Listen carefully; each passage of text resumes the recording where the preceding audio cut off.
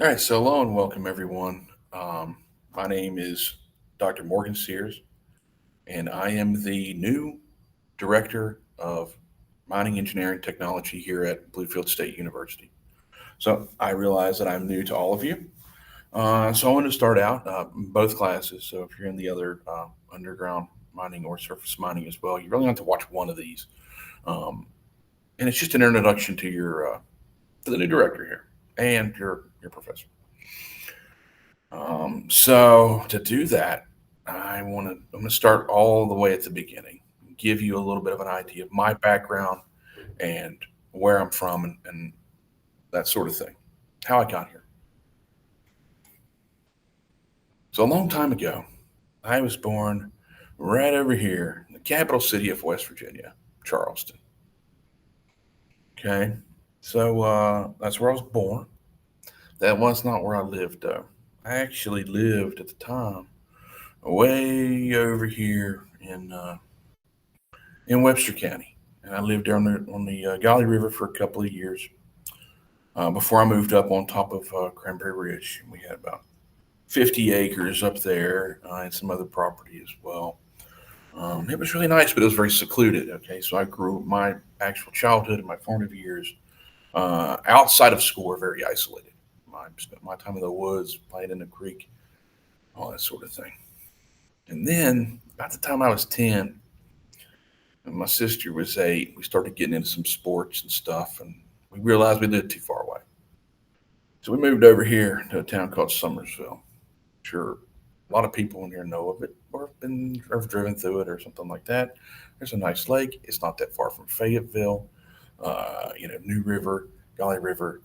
A lot of really fun outdoor stuff right in my backyard that I took as much advantage of as I could until I went off to college up in Morgantown after I graduated high school. So, a little background about my family. My mother was an elementary school teacher. She taught fourth grade for a couple of years and then taught grade the remainder of her career. Her father was a coal miner, and his father was a coal miner. My father, he was also a coal miner, and so was his dad, and so was his dad. So that makes me a fourth generation coal miner. And then my little cousin, who's currently working up at Allegheny Met's Century Mine. Um, he's like 20, 21 or something. He's the fifth generation. So my family's been mining coal. It's been mining coal in the state of West Virginia for 5 generations. So with that, um, I went off to college, and I went to WVU. And I remember talking to my dad about it, and you know, I knew I was going into engineering. I wasn't exactly sure what, um, but he made the point to me that if I wanted the opportunity to remain in the state and have a good paying job, then I should consider mining.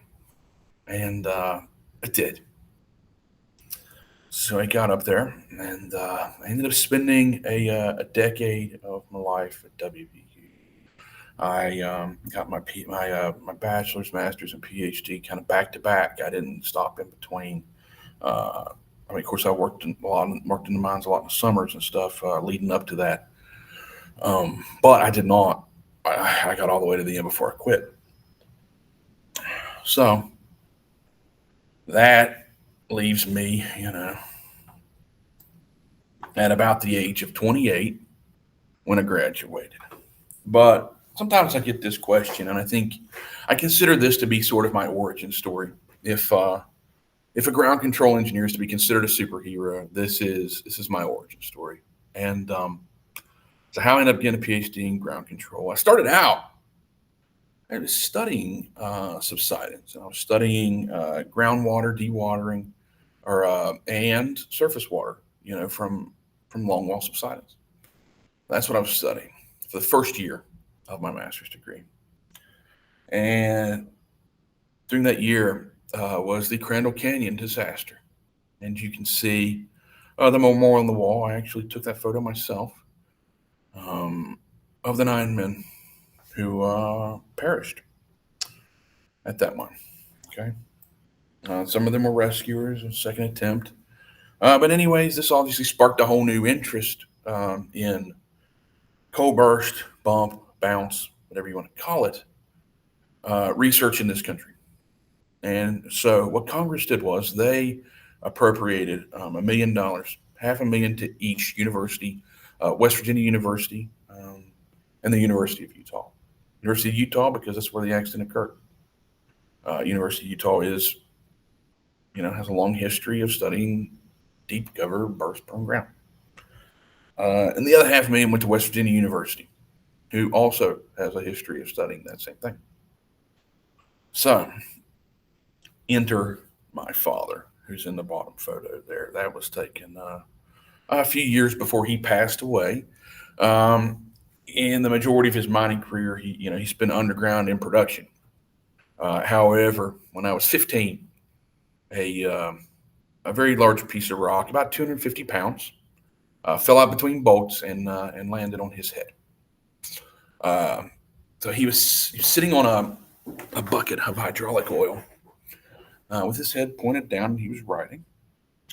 And they claim that that's what saved his life, because his neck was not straight, and then also the can compressed and squashed under the impact. So that also helped sort of decelerate this event, and he ended up surviving. He was, relatively disabled by it. He had issues in his neck and in his shoulder and his elbow for years after that, or the rest of his life. But he ended up going to MSHA for the past 10 years of his career. So while he was there was a prominent ground control engineer, Dr. Chris Mark, who was still at NIOSH at the time. He had not yet gone to MSHA tech support. And he and my father were talking. And he knew I was in grad school at WVU. So Chris Mark, specifically asked for me to study this deep cover pillar recovery project. And I did. And I've continued that throughout my career. Okay, so that's where I got started. It was all, like sort of, meant to be, but at the same time, was sort of forced to get in this specific discipline because two people met each other in DC. So hopefully that explains kind of how I got the background that I did in ground control at West Virginia University. So right before I graduated, though, I got married and had our son. He was named Cooper. He just turned 12 years old a few days ago.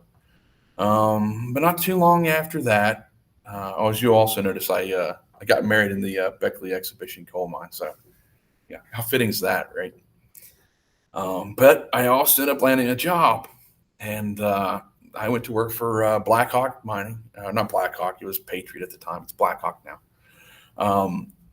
And I was mostly in Boone County, West Virginia. I spent at least half of my time with them in Boone County, mostly taking care of the modeling and all the stress mapping and all the stuff that had to be done with the Brody mine, which has since closed. And then I spent some time at some other mines as well. And so that got me down into working in some of the toughest mining conditions in the world.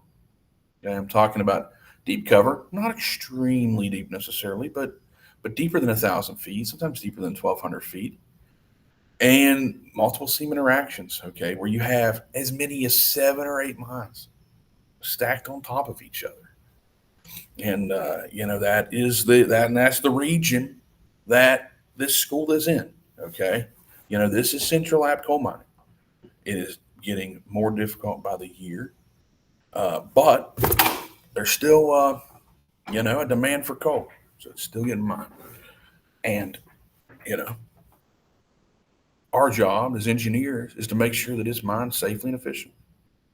So you're in the middle of a great place as far as mining is concerned, especially coal, and especially where they're going to need people, engineers, not just the way they've used engineers in the past, but they're going to need engineers that have a specific niche as well. Um, and so that's one of the reasons that I am so happy that I did pick mining when I got to choose when I went to WVU, because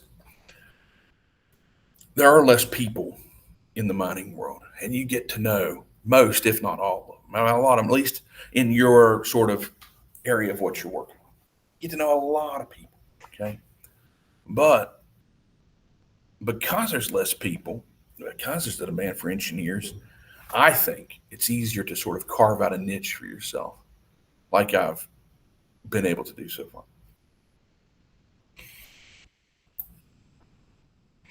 So after that, this real world mining experience, it set me up really well for a career at NIOSH, doing instrumentation mostly. I studied ground control, and unfortunately, we are very data limited. It's a very data limited science. And so we tried to collect as much data from underground as we possibly could. We had extensometers up in the roof. Sometimes we were making observations. Sometimes we're putting BPCs into a rib to measure pressure, that sort of thing. But I spent 10 years doing that. And the last year of that, I spent working as the ground control team lead. So I eventually took a supervisory role there. And that sort of leads me to where I am sort of today. Prior to that, so I was a PI on prior to becoming the team lead, the supervisor. I did spend 5 years of my career there as the PI on a $1 million, over 1 million of discretionary funds. So that's only project budget. It does not include like salaries and things like that. And we were focusing on a unified theory of coal mine ground control. I basically adopted the phrasing from unified field theory from quantum mechanics. And we were trying to tie all these pieces together, and we did a pretty good job. Then that project came to an end, and then I became the supervisor. And that kind of brings us up to sort of close to today. I will get back to that. After I finished up, at NIOSH, I say finished up. Um, so the reason I came here, I will say this: every once in a while, I get this idea that I need to change jobs, that I need something different, and I think 10 years is not a bad uh, amount of time to be at a place. Um, but as some people probably know, the folks at NIOSH are part of the CDC, which is under the Department of Health and Human Services. So we all received RIF notices, reductions in force, um, back in April. Back in April. So I've been still in that role up until this point. Um, Now I'm here. So now I want to tell you a little bit more about me, more from a personal side, though, because this past 10 years, while I was at NIOSH, I did have a decent amount of vacation days, and I wasn't working overtime. So I took advantage of it, and I went around the world, man, and so I've been around the whole U.S. I started traveling the U.S. when I was a kid, um, various states and national parks and all that. My family loved it. We just drive the four of us in the back of an F-150 regular cab, and we had a camper shell on it. Just had a mattress back there. I stayed on back there like the whole time, and we drive across the country out to Colorado and Canada and Utah and New Mexico and all that. Um, I've still traveled the country, gone to coal mines. I've been in over 50 coal mines in the United States, and a lot of that for work at NIOSH. You know, so like I wasn't going to like good mines. I was going to mines that had problems. That was my sort of thing. But I also got to travel, explore the world too while I was at it, and I took advantage of it. Um, One of the first places I went to was Chernobyl, And man, that was wild. Okay, this was like 2018, so sort of pre-invasion or pre-main invasion. Crimea had already been annexed, and they were fighting in the Donbass.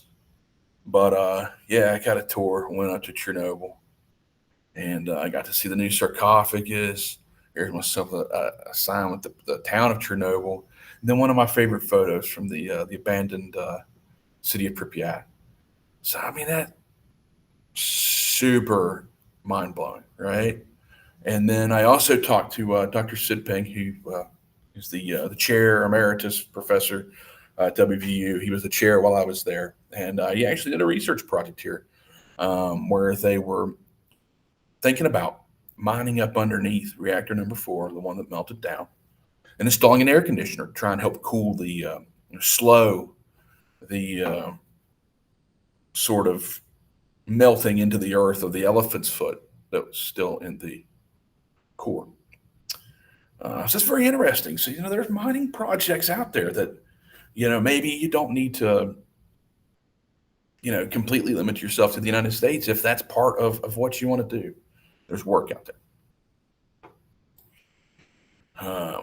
It was kind of pandemic time, and one of the few countries you could go to was Mexico, and I'd just gotten vaccinated, so I went to Mexico City, and what a fascinating place that is. They have these huge pyramids down there at Teotihuacan, and these pyramids by volume are larger than the pyramids in Egypt, by volume, not by height. And the coolest thing about these pyramids are so old, they're so old that we don't know who made them. And that when the Aztecs discovered them, they didn't know who made them either. So the Aztecs didn't know who made these pyramids. We don't know. What we do know is there's evidence of structures underneath them, from ground penetrating radar, tomography, and those sort of things. There are structures underneath these. So it's not the first civilization there. It's very interesting. And we had a tour guide. His name was Alejandro. And we went to his house. He showed us all kinds of cool stuff. Guy had agave plants growing out in his yard, But he took us to this old lava tube. And where he's a native, he had a share in my peace pipe experience. And it's a little bit different. Now, this is a mixture of tobacco and cacao, but it's actually blown into your nose by the shaman. That's pretty cool. So I did it. No, I didn't really feel like I had any epiphanies, which you might, especially when you turn the lights out. I don't know. I didn't, but it's possible, I guess. And then what just beautiful architecture in that city. The Zocalo was amazing. This old architecture just looks so Spanish and European and so different from what we have here, and it's not that far away. That was the cool part about it. Global city, food everywhere, whatever you want. I never thought I'd get tired of tacos, but one day we even had like a Korean barbecue, in Mexico City. Really cool. I used to have a couple of Egyptian coworkers, and I used to talk all the time about wanting to go to Egypt. And we had a flight booked, and then the pandemic and flights got canceled and all that stuff, so we had to wait to go. But we eventually made it, and we went inside the Great Pyramid. Wow. Okay. We went over to Hurghada because my friend's brother lived there, so we wanted to go meet him, so we did. I never stayed on the Red Sea Resort. Took the Sinbad submarine underwater. It was really cool. Found out not that long ago that submarine actually sank, and there were multiple fatalities on it. I can't remember if it was 6 or 9. And I guess what happened was they just dove down without closing the hatch, and I would have thought there would be a failsafe for that, but there wasn't one. No, it didn't happen while we were there. A picture out in front of the Great Pyramids there, and the Valley of the Kings is just absolutely spectacular. I mean, just the ancientness of that place is something else. But we had a good time too. It was wild. And then, let's see, a couple years ago, my good friend, Dr. Bridges Mishra, who also got his PhD from WVU, he was one of my rock mechanics lab TAs, by the way. The top right picture is of him and I. And I was out at the Lila Canyon mine collecting data, and maybe we put in a new site out there. Yeah, we did. We put in a new site, and so it was me and two of my coworkers, and we met Bridges for lunch or dinner, because we had to drive all the way back to Salt Lake from Price. We meet for them for dinner, and it's October, and he's like, Morgan, going to Indy in December. Do you want to go? And I'm like, yeah, of course I want to go. Yeah. Let me figure out how, what days to be there. So I did. Delhi, and down there in the bottom right, you see the Gateway of India. I think that's what that is, right? Is that the Gateway of India? No, it's the India Gate. Gateway of India is in Mumbai. That's the India Gate, I think, or maybe it's the other way around. I don't remember. Big, triumphant arc kind of thing. And my friend Anil and I are there. I didn't realize he was in India at the time too, because he's also from there. I didn't realize, and he's from New Delhi, so that's where I flew into. So I met up with him first. What a wild experience. You get to meet two of your better friends, in their home country for the first time, and it's just wild. Okay, so people everywhere. We go there. I finally fly over to Bhubaneswar, where Bridges is, and where his brother was getting married. He's getting married at Puri, right on the coast. Beautiful venue, colors everywhere, hundreds of pounds of food, buffet all over the place, tons of people. And if because it's all day long, 8 hours, you get bored, you just walk right out on the beach, and you've got the Indian Ocean, the Bay of Bengal, huge waves crashing on the shore. How fun, and it was like 4 days basically of just a lot of eating, and wow, great experience. I'm so lucky that I got to experience that. There's not a ton of white people, for lack of a better way to describe it, they get to experience this, right? Outsiders, right? There's not a lot of outsiders that get to do that, and because I had such good friends, I was fortunate to be able to do it. And after that, I decided, I had some free time, and I had the money to do it, so I went to Antarctica. Now I went in late season in March of season before last, and so I went late to March. It's not all white and pristine, there's a lot of the ice is melted, but I tell you what, if you want wildlife encounters, it's not penguins. We saw a ton of penguins. But if you want whale encounters, then late season's better. There's less ice, and they're packing up on as much food as they can get before they head north. And it was just fantastic, amazing. We even I did a trip that was kind of activity based. We even did overnight camping out on the ice, and it was, it's actually on land, but you dig down into the snow and the ice pack. So if you're out of the wind, and so you dig your graves there and you spend the night. And oh my, we got so lucky, right? Because we had about 12 hours daylight, 12 hours darkness. It wasn't daylight all the time. You could actually get proper sleep. And if you woke up in the middle of the night, which I did, clouds are gone. 1,000,000 stars everywhere you can see. Just no light pollution whatsoever. It was amazing. But after that, I got an email from the same company, and it's like 40% off a trip to Svalbard in the Arctic. And so I took them up on it. And this is just a couple months ago. So I went up to Svalbard, which is part of it's an archipelago, right? And Spitsbergen was the island that I stayed on. Longyearbyen is the town. And what do you know? There's coal up there. And it's 7 mines.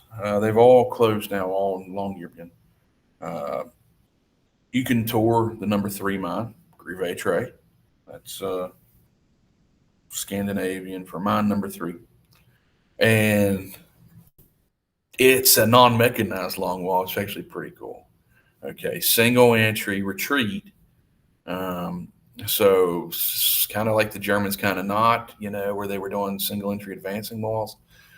This is also a non-mechanized longwall, right? So you see those jacks in the photo. They basically just had 2 rows, those 40-ton jacks, all the way down. They had about 2 feet of coal. And so what they would do is on one shift, they would go on and undercut the seam, drill it, and shoot it, right? The next shift would then load it, and they basically just use like this scraper box to drag across the face and pull the coal off. And then what they had rail haulage, so these coal cars, and they would sit down below the coal seam down in the rock, right? That's where the track was, and they would just pull it off the top, dump it right in. It was actually pretty cool. This is extremely high quality coal there, very low sulfur, ultra low sulfur. One of the primary uses of this product, they still have a couple years worth of selling this, I think. They sell it to BMW and Audi, I believe, definitely, or Mercedes, BMW Mercedes, to make casts for the engine blocks that they use. So it was really cool. He ended up taking like a 7-day cruise out of there and into the Arctic, into the pack ice, as you saw on one of the earlier photos. Absolutely amazing. Saw a couple of polar bears. Just what a trip, right? And so I guess long story short is that, I've been to the ends of the earth, at least north and south, and mostly east and west. And I've seen a lot of things, okay? And that's impacted me tremendously as a person and individual, and as a professor, right? I've been to a lot of places, a lot of different people, a lot of different cultures, and those experiences have helped shape me. There's no way around that. But though with that, one of my favorite things is always going home, right? Yeah, at the end, you always want to get home, and I've always come home. In fact, I'm still living in Pennsylvania right now. I do have plans to eventually move down this way, and I got to shop around. So for now, I'm still living in Pennsylvania, but I also have property over in Greenbrier County. We've got a cabin on the river, and it's nice. You get that the Greenbrier River Trail. It's a state park rail trail, 78 miles long. It's awesome. You just go ride, do whatever you want, right? Um, so I still have that. I still have ties to West Virginia, that's for sure. Um, so that's kind of how I saw this opportunity. When I saw the opportunity for the director of the mining program here at Bluefield State, I was first informed of it by a colleague and friend of mine, Mark Morris at Blackhawk. I was talking back and forth with him. I've done a lot of research with him in some of Blackhawk's mines, and that goes all as far as doing research in Blackhawk and Patriot, that goes all the way back to my PhD. That goes all the way back to Dr. Daniel Sears and Dr. Chris Mark's PhD. All of us have done research in that valley for either Peabody, Eastern Associated, Patriot, or Blackhawk. It doesn't really matter what the company name is. We've worked with the same people down that way. And so I worked with him a lot, and he was like, "Hey, this is a good opportunity for you. I think this is great, because they really need someone that has practical mining experience." So I'm glad that I get to bring that to the table. Let's hope that my lack of teaching experience isn't a detriment to the classroom aspect of it.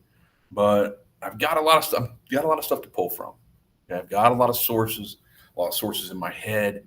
I know a tremendous number of people in the industry. So I kind of saw this as an opportunity, as a way of coming back home, so that I can provide my expertise, back to the state that I'm from, West Virginia. So with that, welcome to the class. Let's see how things go the rest of this semester. Yeah, thank you. We'll see you next time.